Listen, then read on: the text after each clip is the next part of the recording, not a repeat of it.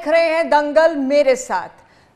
हरियाणा की राजनीति में भी दंगल जारी है। जी हां, बात कर रहे हैं टिकटों पर मंथन की, और इस मंथन में जो देखने को मिला वो है आपसी दंगल। इस पर ज्यादा चर्चा के लिए हमारे साथ जुड़े हैं हमारे संवाददाता नितिन धीमान है गुड़गांव से। आपको बता दें कि भारतीय जनता पार्टी की बड़ी बैठक, चुनाव समिति की बैठक 2 दिन से लगातार जारी है। उस पे मंथन जो है हुआ कि आखिर टिकटों की जो बंटवारा है टिकटों का वो कैसे हो, और सूत्रों के हवाले से जो हमारे पास पुख्ता खबर है वो यही है कि टिकटों के बंटवारे को लेकर भाजपा के अंदर दंगल जारी है। नितिन से बात करेंगे। नितिन, आप मुझे सुन पा रहे हैं? जी जी नितिन, ये जो 2 दिन की बैठक हुई है इसमें से क्या निकलकर सामने आया? आपने बातचीत की है कुछ नेताओं से, मुख्यमंत्री से भी आपने बात की, प्रदेश अध्यक्ष से भी बात की। क्या निकल के सामने आ रहा है? क्या चीजें हैं अंदर की जो आप आज हमारे दर्शकों के साथ साझा करेंगे इस 2 दिन की बैठक के बाद? देखिए, सबसे पहले ये बहुत कम होता है कि एक बारी में ही 90 की 90 सीटों पर चर्चा हो जाए। पिछली बार के विधानसभा चुनाव भी हमने देखे थे, लोकसभा भी पहले 40 के होते थे, फिर 30 के, लेकिन यहाँ पर आज 90 की 90 सीटों पर पैनल बना दिया गया है। सूत्रों से जो जानकारी है, कुछ पर सिंगल नाम गया है, कुछ पर मैक्सिमम जो नाम गए हैं वो 3 से 4 नाम गए हैं। अब ये नाम आज इन्होंने अपनी तरफ से, आज अगर हम बात करें तो हरियाणा प्रदेश कार्य का जो चुनाव समिति, इसका काम यहाँ से ख़त्म हो गया है। ये नाम जाएंगे अब राष्ट्रीय कार्य जो बैठक होगी चुनाव समिति की, यानी कि परसों, उसमें प्रधानमंत्री मोदी भी होंगे, अमित शाह भी होंगे, जेपी नड्डा भी होंगे, सुधा यादव, इकबाल सिंह लालपुरा, ये सब आगे नाम फाइनल करेंगे। इसमें जिन नामों पर पेंच नहीं है, यानी सिंगल नाम पैनल है, वो लिस्ट हो सकता है अगले दिन जारी कर दी जाए।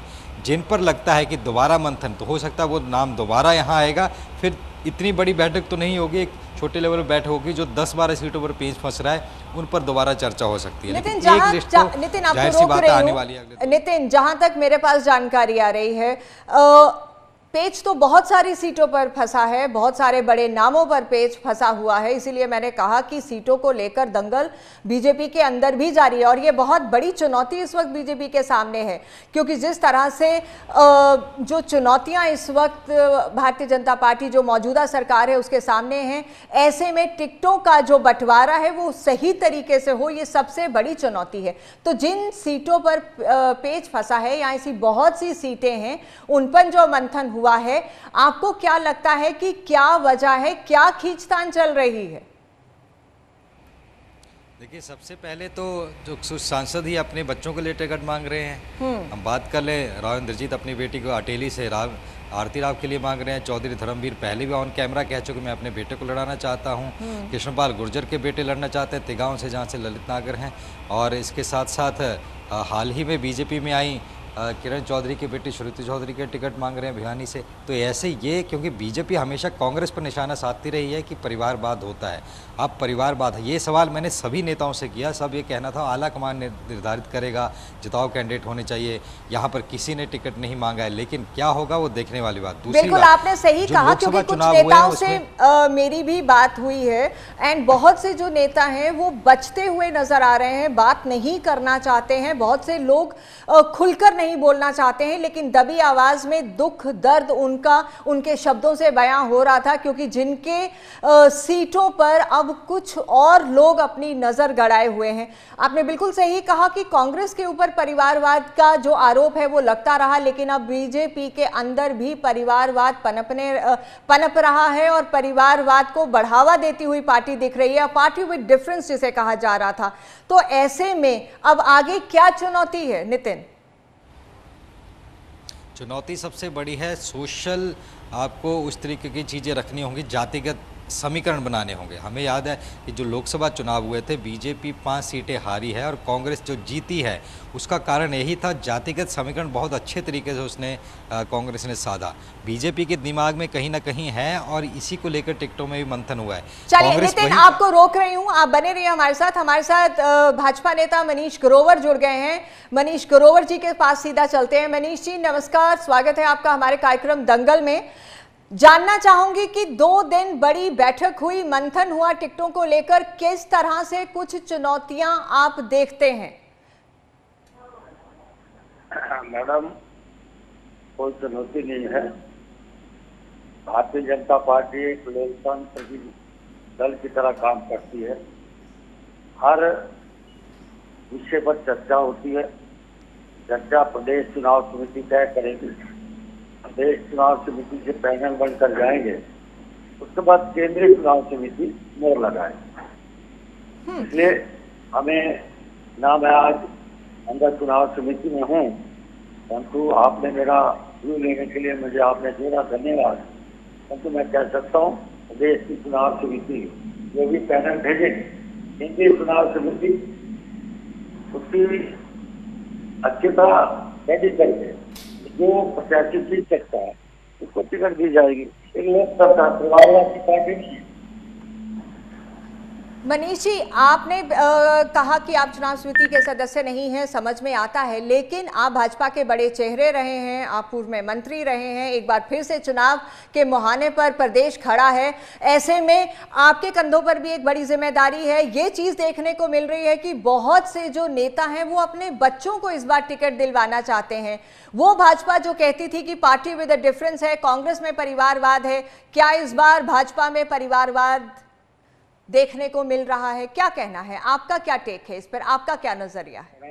मेरा तो ये कहना है कि मैं बताया ना, मैं अंदर प्रदेश चुनाव समिति में नहीं हूँ, परंतु आपकी बात को मैं आगे बढ़ाता हूँ। अगर परिवार के हमारे पार्टी के नेता बच्चों का नाम ले रहे हैं तो केंद्रीय चुनाव समिति ने तय करना है। ये फैसला जब तय हो जाएगा तब मैं आपको भी बताऊंगा कि उन पार्टी हमारे पार्टी में क्या डिफरेंस।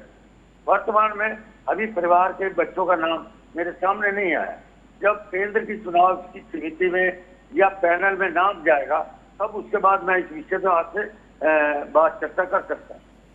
बहुत खूबसूरती से आपने बात को घुमा दिया है मनीष ग्रोवर जी, लेकिन कुछ नाम तो मैं ही आपको बता देती हूँ। श्रुति चौधरी, किरण चौधरी की बेटी का नाम आ रहा है। राव इंदर जी तो खुलकर अपनी बेटी के लिए पिछले चुनाव में भी जो है पैरवी कर रहे थे और इस बार वे भी बिल्कुल खुले तौर पर वो कह चुके हैं। दो नाम तो ये बिल्कुल खुलकर हैं। जो चौधरी धर्मवीर हैं, एमपी हैं, उनका वो भी अपने बच्चे का नाम आगे बढ़ा रहे हैं। सुनने में तो यहाँ तक भी आया था कि आप भी चाहते हैं कि इस बार आप ना चुनाव लड़के, आपके परिवार से आपके बेटे को आगे किया जाए।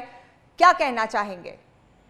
मेरा, अगर आपने जब मेरी बात आई थी कि मैं कहा कि मैं खुद चुनाव लड़ कर कार्यकर्ता को लड़ा होगा, मैंने बेटे के मामले में मना कर दिया। मैंने बेटे का नाम आगे बढ़ाया।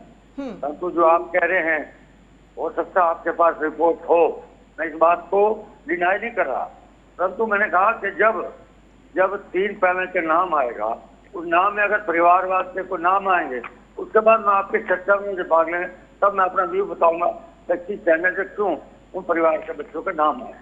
वर्तमान में आज मैं ये नहीं कह सकता कि किस के परिवारों के बच्चे आगे बढ़ा रहे हैं।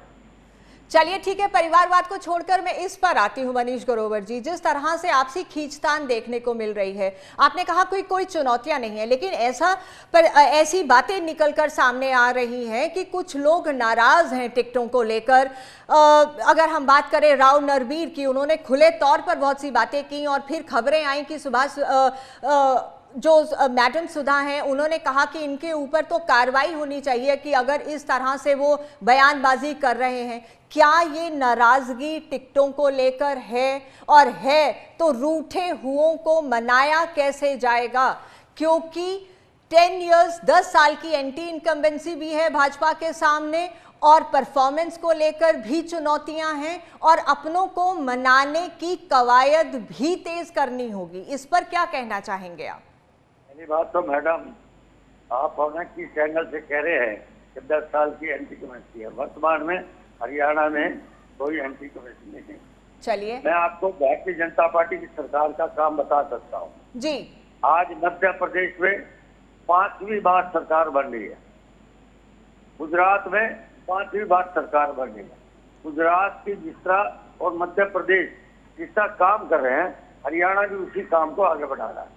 ये आपके मन में भाव आया होगा नहीं, मेरे मन में कोई भाव नहीं है, ये वो भाव है जो लोगों का फीडबैक है जो आपके सामने रखे, या जो विपक्ष कह रहा है। मनीष ग्रोवर जी, यहाँ पर मेरा अपना कुछ नहीं है। विपक्ष का ये आरोप है कि सरकार 10 साल की एंटी इनकम्बेंसी से जूझ रही है। आप अपनी बात कहिए जी। विपक्ष खत्म हो रहा है, विपक्ष के पास कुछ कहने को नहीं है, विपक्ष के पास कोई एजेंडा ही नहीं है। वो हमारा मत देखे, वो अपना देखे। विपक्ष जो आज जो 3 सीटें भी लीड, जो 10 सीटें पे रहने वाला है, विपक्ष कभी ये गुमराह में जो हरियाणा की जनता इनकी वास्तव में आने वाला नहीं है। 30वीं बार मध्य प्रदेश गुजरात में 5वीं बार सरकारें बनी है, हरियाणा में भी 30वीं बार भारतीय जनता पार्टी रिपीट करने वाली है। कि मैं आज इस चैनल के और इस समय मेरी बात को आप नोट कर लेना, और जो आज आपके चर्चा में बैठे हैं उनसे भी रिजल्ट के बाद मेरे साथ जोड़ लेना। जी बिल्कुल नोट है, लेकिन फिर थोड़ा सा इस पर भी टिप्पणी कर दीजिए कि 10 सीटें जो पिछली बार लोकसभा में थी वो घटकर 5 पर क्यों आ गई? लोकतंत्र है, लोकतंत्र में जो जनता ने तय किया। 2019 में 10 भी आई थी हमारी, फिर हम 40 में रह गए विधानसभा। ये चुनाव विधानसभा, लोकसभा, सरपंच, नगर निगम, यह अपना अपना स्तर है। पहले सीधी सीधी लड़ाई थी, अब तिकोने चुकोने मुकाबले आएंगे हर सीटों पे। इसलिए आज ये कहना कि उनकी 5 आ गई, हम 5 आ गए, 5 के बाद में हमारे वोट परसेंट ज्यादा है, उनके सीटें भी हमारी उनसे बराबर है। इसलिए इस एंगल से मत देखा जाए। हम 10 भी 10 ली थी लोकसभा में 2019 में, और फिर 40 पे आ गए। वर्तमान में वो काम नहीं है, 7 सीटें हमारी कम हुई थी 47 से, इसलिए हम कहीं पीछे नहीं है। ये पार्लियामेंट का चुनाव और विधानसभा चुनाव में आपको आने वाले समय के अंदर 4 अक्टूबर को रिजल्ट अलग से दिखाई देगा। पूर्ण बहुमत से भारतीय जनता पार्टी की न्याय सैनिक की सरकार बनेगी। मैं फिर इस तरह समय नोट, दिन नोट कर लेना, आपको 4 अक्टूबर को जो रिजल्ट आएंगे भारतीय जनता पार्टी की सरकार। चलिए, बेहतर है, आपकी बात को नोट कर रहे हैं। हमारे साथ वरिष्ठ पत्रकार, पॉलिटिकल एनालिस्ट अमित नेहरा भी जुड़े हुए हैं। अमित नेहरा जी, इस चर्चा में आपको भी शामिल करना चाह रही हूँ। 2 दिन बड़ी बैठक हुई, मंथन हुआ। हालांकि मनीष ग्रोवर जी कह रहे हैं कि बहुत अच्छे तरीके से नामों पर चर्चा हुई है और कोई मतभेद नहीं है। आपका क्या कहना है?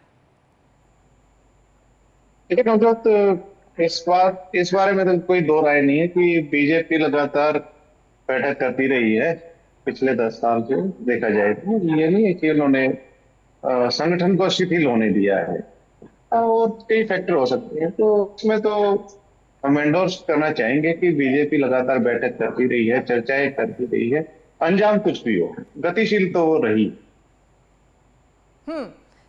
तो अभी क्या जो रिपोर्ट्स आ रही हैं कि कुछ सीटों पर बहुत ज़्यादा खींचतान चल रही है, किस तरह से टिकट बंटवारा होगा, किस तरह से परिवारवाद को बढ़ावा इस बार भाजपा के अंदर देखने को मिल रहा है, बच्चों, अपने ही बच्चों के नाम जो है नेता वो आगे बढ़ा रहे हैं, इन सब को किस नज़र से देखते हैं आप? मुझे तो ये लगता है कि अगर बीजेपी की पुरानी रणनीति को देखा जाए तो जब अमित शाह राष्ट्रीय अध्यक्ष बने थे तो उनसे पूछा गया था कि आप किसी कैंडिडेट पे क्या क्वालिटी देखते हैं जो आप बीजेपी उतारेगी। तो उन्होंने कहा हम 3 क्वालिटी देखते हैं, पहली है विनेबिलिटी, दूसरी है विनेबिलिटी और तीसरी विनेबिलिटी। तो ये अगर रहा दिमाग में तो इस फैक्टर के आगे भाई भतीजावाद, पैसे का या साफ या बदरंग छवि, ये मायने नहीं रखती। वो देखा जाता है कि क्या ये कैंडिडेट जीत सकता है, तो उसको आगे रखेगी बीजेपी, मुझे लगता है। ठीक है ना, इसमें बाकी फैक्टर सारे पीछे छूट जाते हैं, क्योंकि चुनाव जीतना है, किसी तरह जीते वो। तो सिलेक्शन जो होगा वो विनेबिलिटी के आधार पे होगा, मुझे लगता है, क्योंकि ऊपर से आदेश है। आला कमान भी यही चाहता है कि अल्टीमेटली चुनाव का जो परिणाम तो ये होता है ना कि हमारा कैंडिडेट जीते, हमारी पार्टी जीते। तो इससे बाकी फैक्टर कौन है वो देखा जाएगा कि जिताऊ कैंडिडेट कौन है। हाँ, लेकिन एक बात तो है इसमें कि अब कुछ पकड़ ढीली हुई है संगठन की प्रदेश पे, पार्टी की भी प्रदेश पे। तो उसमें क्या होता है कि जो छोटे नेता हैं, जो कम कैलिबर वाले भी हैं, वो सिर उठाने लगते हैं। क्या देखते हैं, जिस तरह से अमित नेहरा ने कहा कि किन पैरामीटर्स को लेकर अभी बीजेपी आगे बढ़ रही है या किन मुद्दों पर को लेकर चुनाव में भाजपा उतरेगी? भारतीय जनता पार्टी का स्पष्ट कहना है, डबल इंजन की सरकार पिछले 10 साल में तत्कालीन मुख्यमंत्री श्री मनोहर लाल जी ने और वर्तमान में हमारे बैकवर्ड नेता गरीब परिवार के श्री नायब सैनी जी, मोदी जी की नीतियां और तत्कालीन मुख्यमंत्री श्री मनोहर लाल जी के काम, बिना पर्ची बिना खर्ची नौकरियां, भय मुक्त हरियाणा, ऐसे करके पूरे प्रदेश के हर समाज के वर्ग का काम करना, इस एजेंडे के लेकर हमारी भारतीय जनता पार्टी हरियाणा में तीसरी बार जाएगी। अंतिम व्यक्ति की चिंता करने के लिए, अंतिम व्यक्ति के काम करने के लिए पोर्टल जारी रहेगा। जो विपक्ष कह रहा पोर्टल बंद करूंगा, मैं विपक्ष के सामने सवाल खड़ा कर रहा हूं। अगर विपक्ष का कोई नेता आपके पास बैठा हो, 1987 में ताऊ देवीलाल ने 100 रुपया मानदेय चालू करी थी, जब ताऊ देवीलाल और डॉक्टर मंगल सर हमारे नेता थे, गठबंधन की सरकार थी। 1987 से लेकर 2014 तक चौधरी भूपेंद्र हुड्डा की सरकार थी। 24 साल में मात्र 13.5 लाख बुढ़ापा पेंशन बनी थी मानदेय, और 2014 से लेकर 2024 तक 14 लाख 10 साल में ऑनलाइन द्वारा पेंशन बनी थी। यहाँ 24 साल में मात्र 13.5 या 10 साल में 14 लाख। अब जनता पोर्टल को क्यों बंद करने देगी? मनीष ग्रोवर जी, फिर मुझे मनीष ग्रोवर जी, मैं ये समझ नहीं पा रही हूँ, इतने सारे काम, डबल इंजन की सरकार, आपने कहा सब कुछ बढ़िया चल रहा था, फिर 10 से 5 पर क्यों आ गई लोकसभा में? वहां आप कह देते हैं कि लोकतंत्र है। ऐसा है, देखो देश की राजनीति में कुछ मुद्दे विपक्ष ने, इंडी गठबंधन ने गुमराह किया। उसका कारण क्या? आरक्षण खत्म कर देंगे और जनता को, गरीब जनता को बेवकूफ बनाया। आपका 4 जून को रिजल्ट आएगा, 5 जून के आपके खाते में 8500, जुलाई में 8500, अगस्त में 8500, सितंबर में 8500 और दिसंबर में लाख टकाटक आएंगे। क्या आया कि 1 रुपया? तो यानी कि आपका ये कहना है कि लोगों को गुमराह किया गया, लेकिन पता नहीं क्यों ऐसा लगता है कि दिल बहलाने के लिए गालिब ये ख्याल अच्छा है। आपके पास लौटती हूँ, इसी बीच आ रही हूँ। आप हमारे साथ बने रहिए। सुनीता दुग्गल हमारे साथ जुड़ गई हैं, पूर्व MP हैं और आज वो इस जो चुनाव समिति की बैठक थी उसमें शामिल रही हैं। सुनीता दुग्गल जी, आपका स्वागत है दंगल में। जानना चाहूंगी कि इस 2 दिन की जो मैराथन बैठक हुई, इसमें से क्या चीजें निकलकर बाहर आई हैं? किन पैरामीटर्स पर जो है 90 विधानसभा हलकों पर नामों की चर्चा हुई है? सुनीता दुग्गल। नवजोत जी, हमारी भारतीय जनता पार्टी का जो है एक सिस्टम है, एक प्रक्रिया है, उसके तहत जो हमारे मंडल तक के जो हमारे कार्यकर्ता हैं वहां से जो है वो नाम लिए जाते हैं और वो सब नाम जो है वो एकत्रित होकर जब हमारी जो प्रदेश की जो चुनाव समिति है उसमें जो है एक एक करके सभी नामों के ऊपर विस्तार से जो 90 की 90 विधानसभा सीटें हैं उसमें जितने भी नाम आए हैं सबके विस्तार से जो है वो चर्चा हुई 2 दिन तक लगातार। जैसा कि आपको मालूम ही है कि हमारे आदरणीय चुनाव प्रभारी जी धर्मेंद्र प्रधान जी हैं और उनके साथ ही विप्लव देव जी जो कि जो लोकसभा के सांसद भी हैं, पूर्व के मुख्यमंत्री भी हैं, और इसके साथ साथ जो है उनके साथ ही हमारे सतीश पूनिया जी जो कि हमारे प्रभारी हैं और सुरेंद्र नागर जी सह प्रभारी हैं, और हमारे माननीय मुख्यमंत्री नायब सैनी जी, प्रदेश अध्यक्ष मोहन बड़ोली जी, और हमारे तीनों के पैरामीटर्स क्या रहे हैं? सुनीता दुग्गल जी, पैरामीटर्स क्या रहे हैं? पैरामीटर्स जो हैं वो सभी जो वरिष्ठ नेतागण थे उन्होंने जो भी नाम थे सभी नामों के ऊपर एक एक करके चर्चा की, और उसके बाद जो है बहुत से समीकरण होते हैं, वो सभी पार्टीज के सभी के जो है अपना अपना एक सिस्टम होता है, उसके तहत जो है जो हमारे वर्तमान में जो विधायक हैं और इसके साथ साथ जो विनेबिलिटी है, बहुत से जो क्राइटेरियाज हैं उनको नजर रखते हुए जो है वो पैनल दिया गया है 90 की 90 विधानसभाओं में, जिसमें कहीं पर 3 नाम भी हैं, कहीं पर 5 नाम भी हैं, तो उसके हिसाब से जो है वो हमारे और प्रभारी कहीं पर जी कुछ और सीटों की जी, अदला जी, बदली जी। भी है, कहीं पर कुछ सीटों की अदला बदली है, कुछ इस तरह की खबरें आ रही थी। वो जो सब है बहुत ज्यादा समय नहीं है, क्योंकि 25 तारीख को हमारी पार्लियामेंट बोर्ड की जो मीटिंग होने वाली है उसके अंदर जो है काफी नामों के ऊपर जो है वो फाइनल होकर जो है लिस्ट जो है बाहर आ जाएगी। तो बट ये है कि पूरे के पूरे जो हमारा जो हमारी समिति थी, उन्होंने बहुत विस्तार के साथ बड़े सौहार्दपूर्ण वातावरण में और बड़े सभी को एक एक जो है कैंडिडेट को बड़े अच्छे से डिस्कस किया। और मुझे बहुत उम्मीद है कि जिस तरह से जो है पूरा सबके ऊपर विचार विमर्श हुआ है, तो बहुत अच्छे उसके रिजल्ट हमें देखने को लेकिन मिलेंगे आने वाले समय।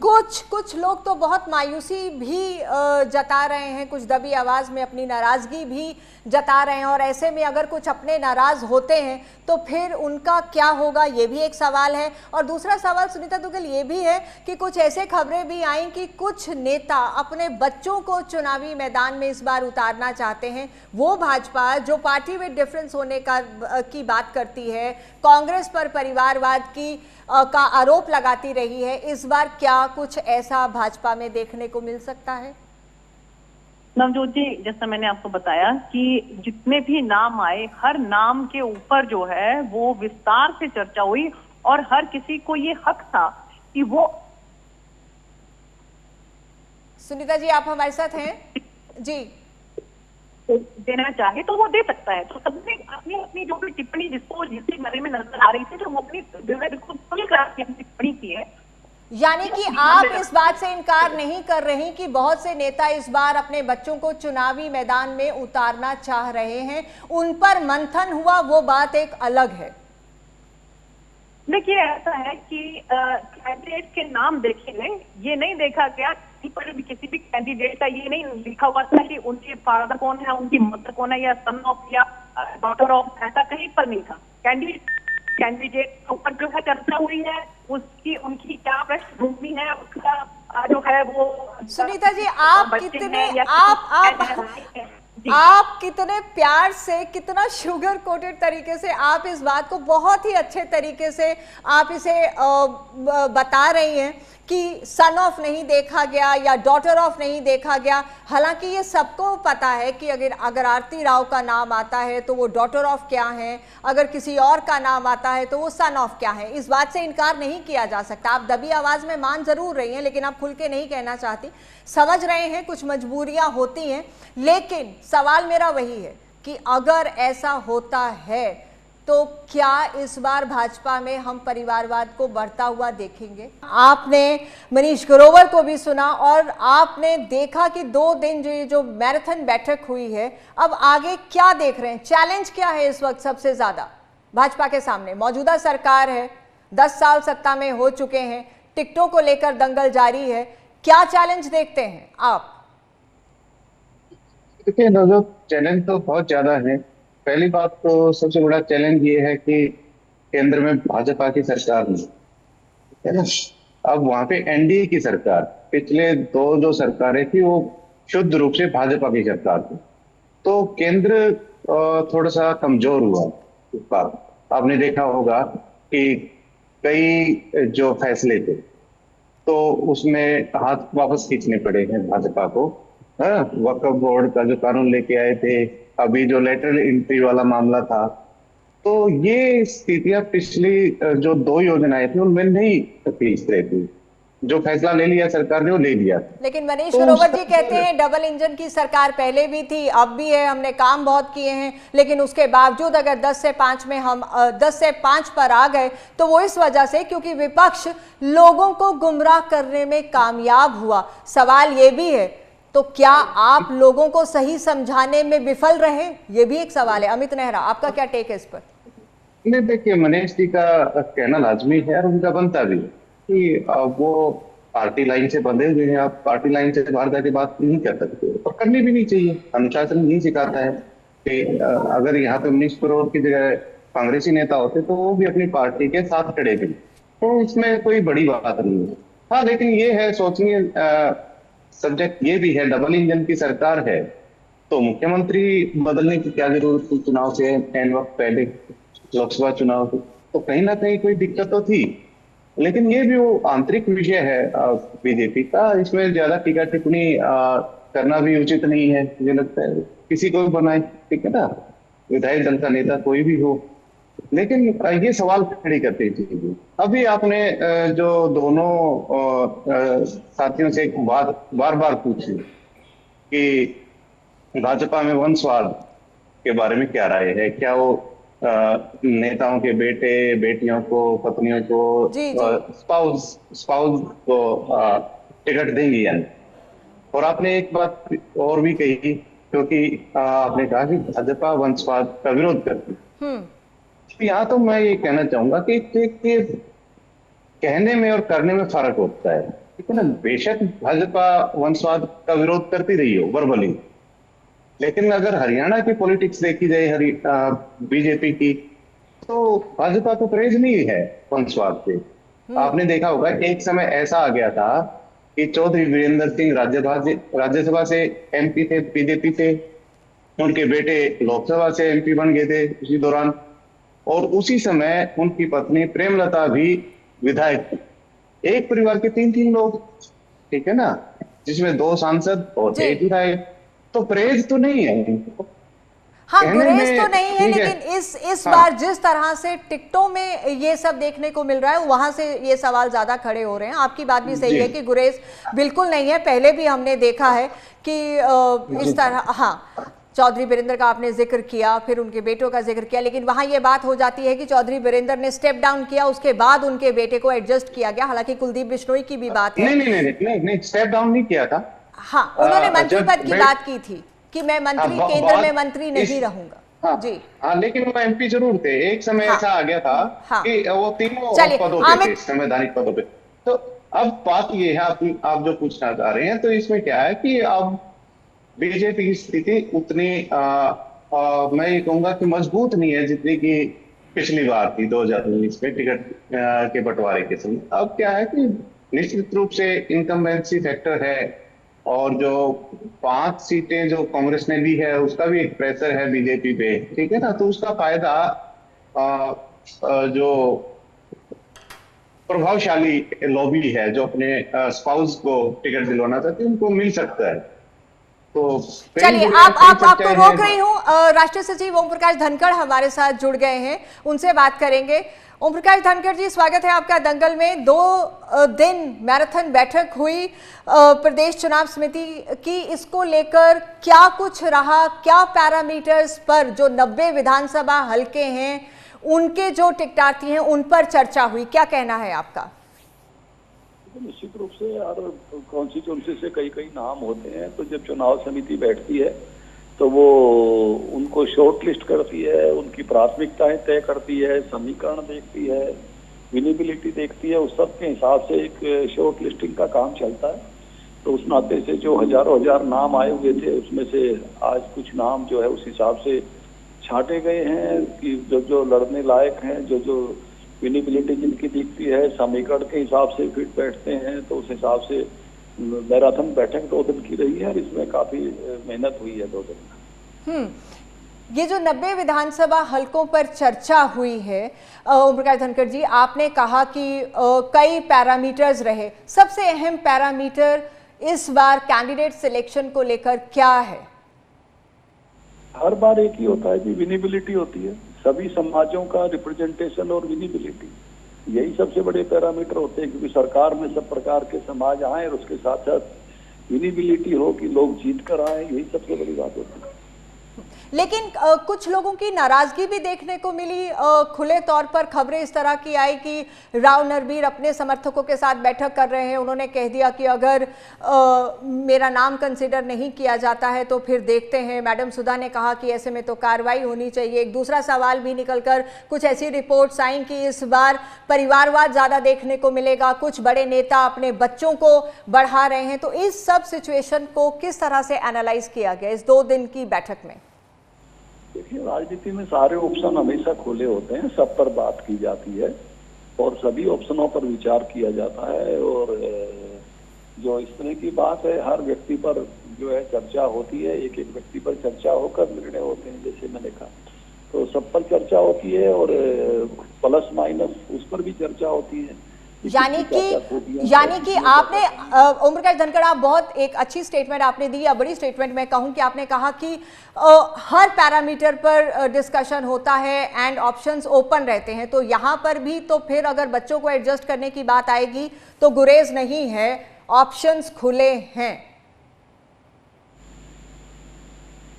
चलिए, आपका विषय हुआ, आपने कुछ और सवाल करना? चलिए, बेहद शुक्रिया हमारे साथ इस कार्यक्रम में जुड़ने के लिए। शायद अब इस सवाल का जवाब देना नहीं चाह रहे थे, सवाल मेरा वही है, कार्यक्रम भी वही है और मुद्दा भी ओम प्रकाश धनखड़ जी वही है कि जो 2 दिन की बैठक हुई है उसमें कई चीजें निकलकर सामने आई हैं। दबी जुबान में बड़े नेता मान भी रहे हैं, खुलकर नहीं कहना चाहते, हर एक की मजबूरियां हैं, उनके कुछ अपने दायरे हैं और हम उनकी रिस्पेक्ट भी करते हैं। मनीष ग्रोवर जी लगातार हमारे साथ बने हुए हैं, उनसे हम जरूर चर्चा करेंगे, हम उनसे बात करेंगे। अमित नेहरा ने कुछ सवाल उठाए थे। मनीष ग्रोवर जी, अभी की जो तैयारी है, चलिए कैंडिडेट सिलेक्शन, विनेबिलिटी एक बहुत बड़ा पैरामीटर है, उसको छोड़कर अब आगे किस स्ट्रैटेजी पे भाजपा चुनाव में उतरेगी? एक तो कैंडिडेट, दूसरी क्या स्ट्रैटेजी रहेगी जिसको लेकर भाजपा इस बार चुनाव में उतरेगी?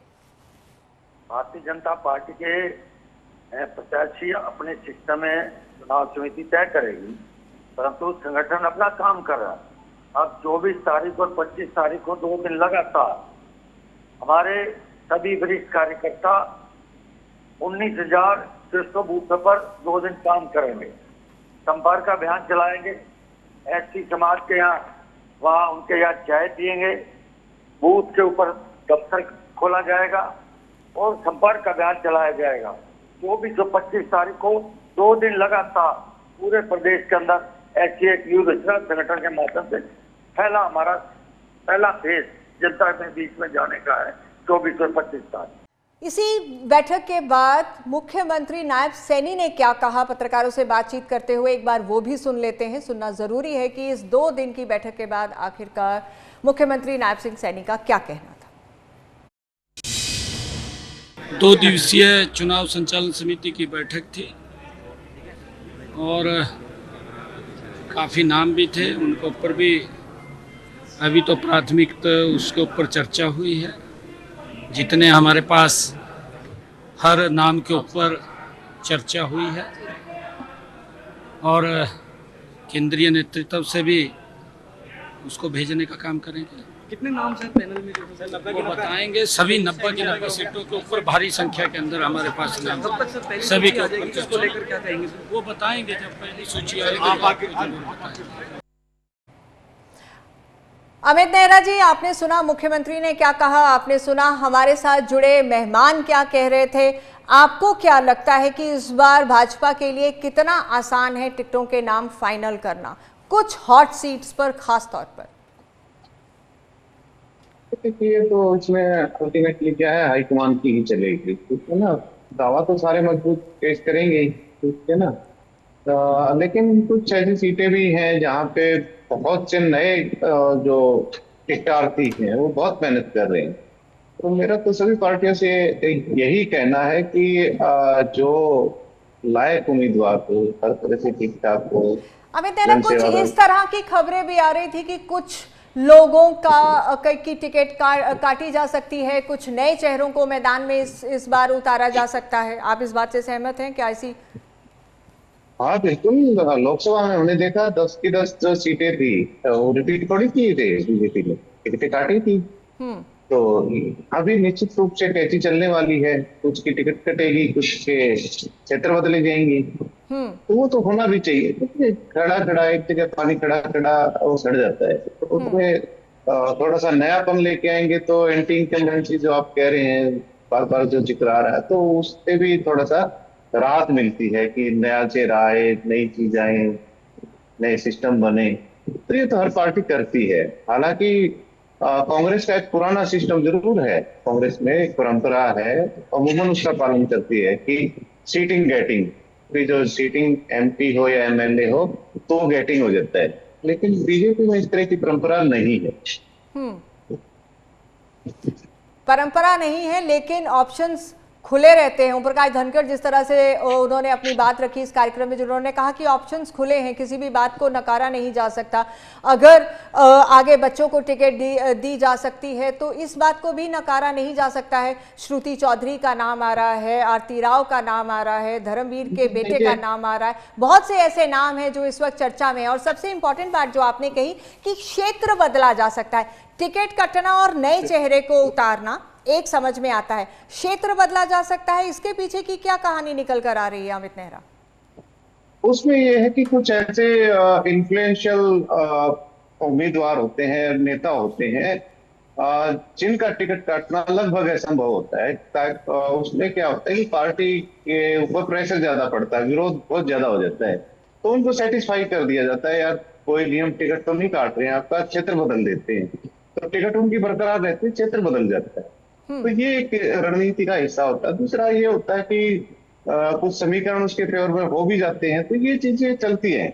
और नवजोत, एक मैं बड़ा खास दिलचस्प एक किस्सा बताता हूँ इस बारे में, जो आपने जो संतान के प्रति जो मोह वाली बात बताई ना, अपने बच्चों को दिलवाना चाहते, तो बीजेपी तो 2014 से पूर्ण बहुमत के साथ पहली बार बनी थी। इससे पहले जो बीजेपी के एसोसिएशन सबसे ज्यादा अगर रही है तो चौधरी देवीलाल और उनके बेटों की पार्टियों के साथ रही, सबसे ज्यादा मिलकर चुनाव उन्हीं के साथ लड़ेगी। तो चौधरी देवीलाल से एक बार पत्रकारों ने सवाल किया, मुझे भली बात याद है, तो पत्रकारों ने पूछा कि चौधरी साहब आप तो राजनीति में हो ही, आपके बेटे हैं प्रकाश चौटाला, रणजीत सिंह, ठीक है ना, ओम प्रकाश चौटाला, ये तो आ ही गए, और इनके बेटे जो हैं अभय चौटाला, अजय सिंह चौटाला, ये भी राजनीति में आ गए, तो ये वंशवाद क्या अच्छी बात है राजनीति में। चौधरी देवीलाल ने एक बड़ा ठेठ हरियाणवी में जवाब दिया था, भाई गो की जाए तो बिल्ली को देंगे, ये ठेठ हरियाणवी डायलेक्ट है। तो यानी इसका मतलब ये है कि जो जिस प्रकृति का व्यक्ति होगा तो उसकी संतान भी उसी प्रकृति में ही ढलेंगी।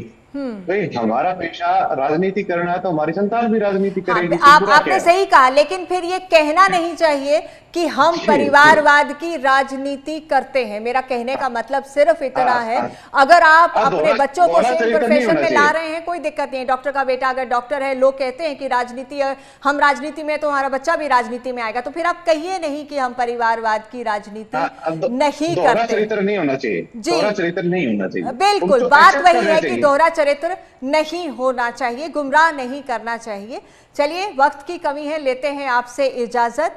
असल में तो वही है कि जिस तरह से कहते हैं कि मोहब्बत और जंग में सब जायज़ है, तो वही बात राजनीति में भी आती है। जब बात चुनाव की आती है, जब बात सत्ता की आती है, तो फिर सब जायज़ है। लेते हैं आपसे इजाज़त, फिर मुलाकात होगी। नमस्कार।